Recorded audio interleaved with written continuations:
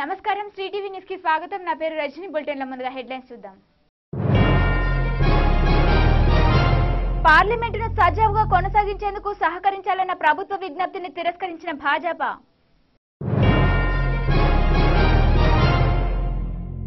నేడు కరీంనగర్ జిల్లాలో పర్యటించనున్న ముఖ్యమంత్రి కిరణ్ కుమార్ రెడ్డి।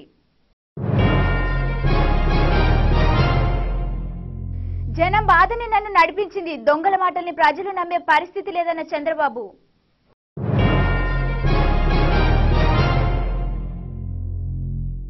గత 12 ఏళ్లలో ఎలాంటి అల్లర్లు లేవన్న గుజరాత్ ముఖ్యమంత్రి నరేంద్ర మోడీ।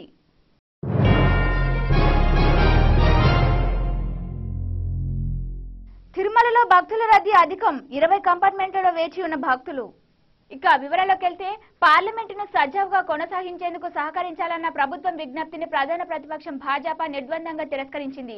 2G కుంభకోణంపై పార్లమెంటు సంయుక్త సంఘం అధ్యక్షుడు పీసీ చాకో ఏకపక్షంగా రూపొందించిన ముసాయిదా నివేదికను తిరస్కరించాల్సిందేనని తేల్చి చెప్పింది। ఈ నేపథ్యంలో నెలకొన్న ప్రతిష్టంభనను తొలగించేందుకు ఎన్డీఏ కార్యనిర్వాహక చైర్పర్సన్ ఎల్కే అద్వానీ శుక్రవారం పార్లమెంటరీ వ్యవహారాల మంత్రి కమల్నాథ్ ను కలిసిన ప్రయోజనం లేకపోయింది।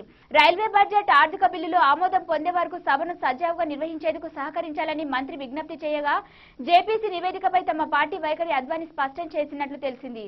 దీనిపై లోక్సభలో తమ నేత సుష్మా స్వరాజ్ ను కలిసి చర్చించాలని సూచించినట్లు సమాచారం। సుష్మా స్వరాజ్ ప్రస్తుతం కర్ణాటక ఎన్నికల ప్రచారంలో పాల్గొంటున్నందున ఆమె సోమవారం వరకు అందుబాటులోకి వచ్చే అవకాశం లేదు। ఇదే అంశంపై రాజ్యసభలో విపక్ష నేత అరుణ్ జైట్లీ మాట్లాడుతూ ఘర్షణ సహకారం చెట్టాపట్టాలు సాధ్యం కాదని స్పష్టం చేశారు। బొగ్గు కుంభకోణంలో దర్యాప్తు సంస్థ స్థాయి నివేదిక అఫిడవిట్